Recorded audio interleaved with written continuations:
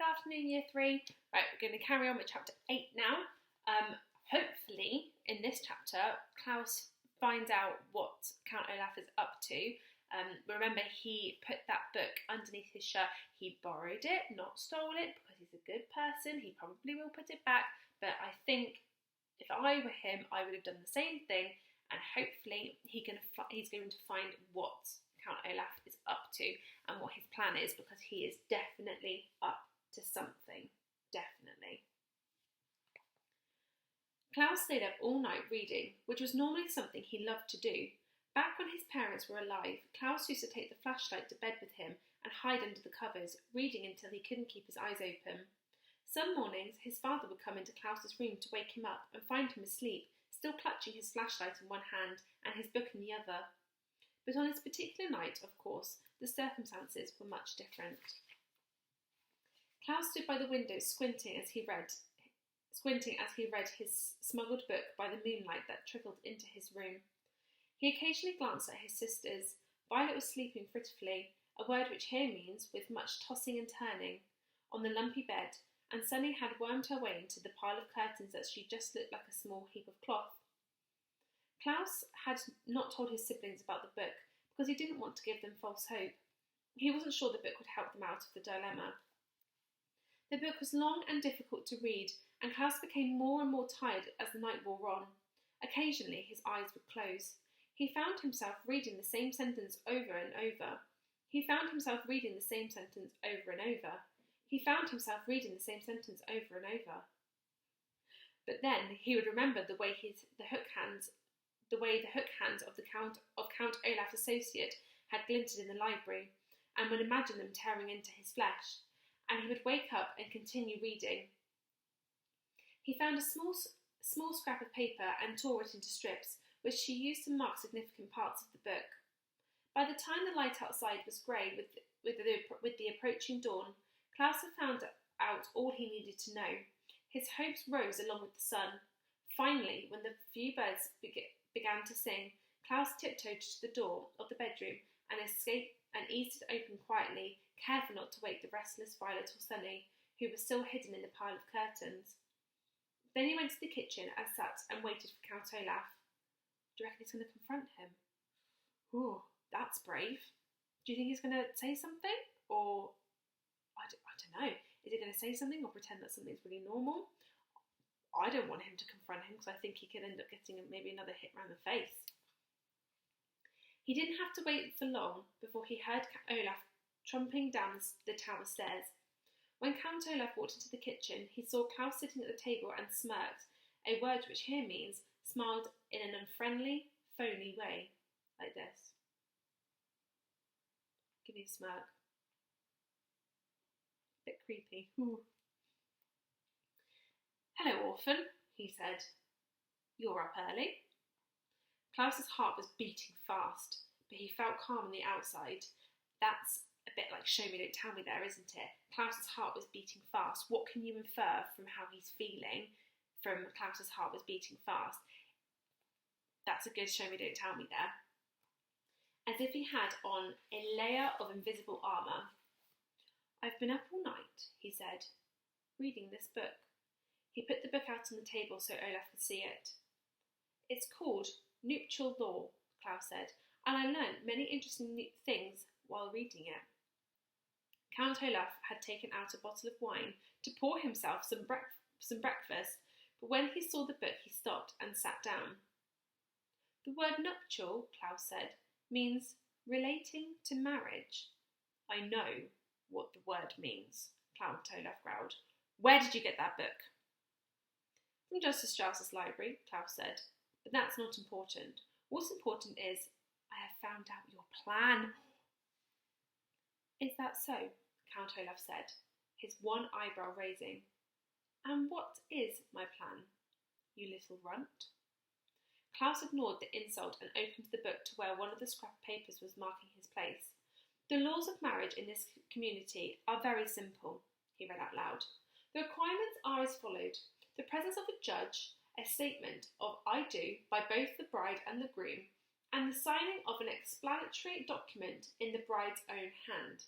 Klaus put down the book and pointed at Count Olaf. If my sister says I do, and signs a piece of paper while Justice Strauss is in the room, then she is legally married. This play you're putting on shouldn't be called The Marvellous Marriage, it should be called The Menacing Marriage. You're not going to marry Violet figuratively, you're going to marry her literally. Oh my gosh. This play won't be pretend, it'll be real and legally binding.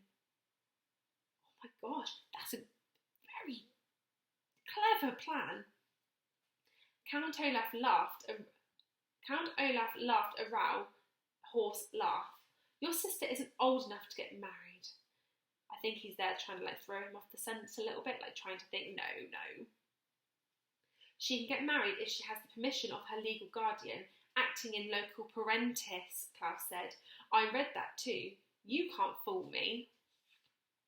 Why in the world would I actually marry your sister? Count Olaf asked.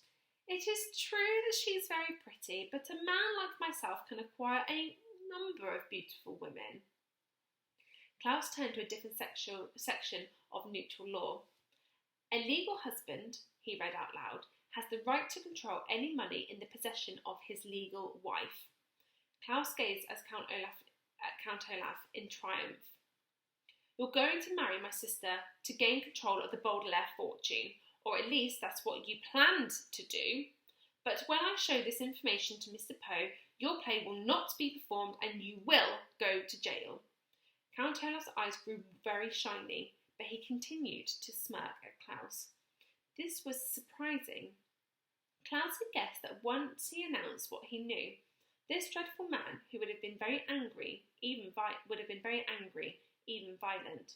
After all, he'd had a furious outburst just because he wanted roast beef instead of puttanesca sauce.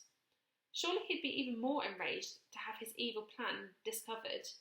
But Count Olaf just sat there, as calmly as if they were discussing the weather. I guess you found me out, Olaf said simply. Suppose you're right.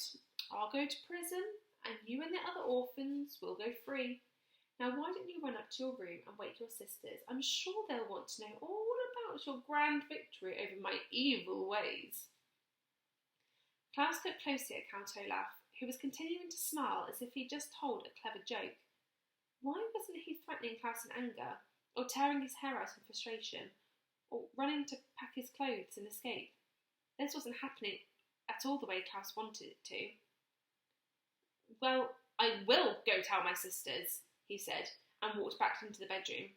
Violet was still dozing on the bed, and Sunny was still hidden beneath the curtains. Klaus woke Violet up first. I stayed up all night reading, Klaus said breathlessly, as his sister opened her eyes, and I discovered what Count Olaf is up to.